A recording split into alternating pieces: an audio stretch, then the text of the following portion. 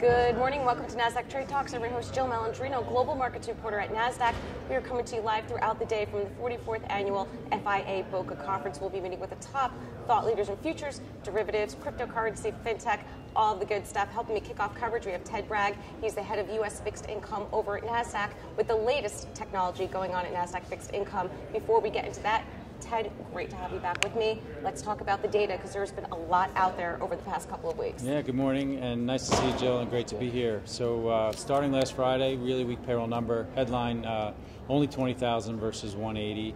But the rest of the numbers pretty good. 3.7 on the rate and a work week that started to take off. Inflation numbers last 2 days, PPI, CPI kind of benign, 0.2 and 1/10 this morning.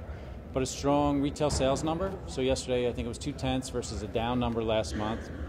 And then right this morning again, durable goods up 0.4, which was a good number. So I think we'll start to see a little bit of a pickup in the next month or two. I also think that some of the commentary coming from Fed Chairman Powell has been pretty interesting. It really has been a driver behind the equity markets for sure. Yeah, equity markets and where we are in the rates market. So on Sunday night, Powell in an interview basically said no hurry to raise rates.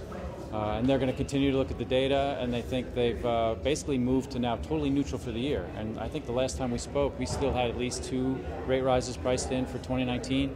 Now Fed funds futures have 0 rates priced in. There's actually a slight chance for a ease at the end of the year from a forecasting perspective. All right, now the global story is a little bit different than what we're seeing here. Yeah, so the ECB, I think it was the end of last week or the beginning of this week, basically said we're going to keep our stimulus out there. We're going to continue to offer some long-term loans. You have bunds trading, I think, as low as 0.04. I think they're 0.06. The French market somewhere around 0.4. So European markets very much lower yields than the U.S. markets. And now all of a sudden we've got some risk starting to kick in. We've got trade wars, trade tariffs, and then, as we heard yesterday, Brexit discussion. All right, now how about the U.S. Treasury market? How do volumes look there? So I think one of the guests you had, Kevin McFarland, was talking about a pickup in January, but February was just a really slow month, almost the slowest month we've had in 4 years.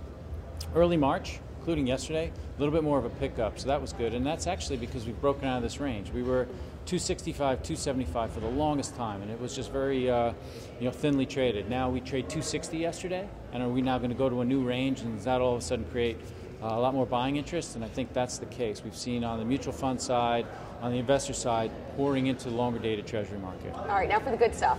What's new at Nasdaq Fixed Income? Yeah, so for Nasdaq Fixed Income, as we've mentioned, we're on new technology, and we now can start to build on that. So what you'll see in the next week or two is an announcement that we're going to be able to do curve trading, which really is an instrument. So you don't have to leg into a 2-year, 5-year, or 2-year, 10-year. It'll be one instrument, one yield spread, and when 2 people cross that yield spread, you'll get both legs of the trade at a fixed ratio. We'll set those ratios, and I think it really makes it for, it'll give us some more trading in the on-the-runs as well.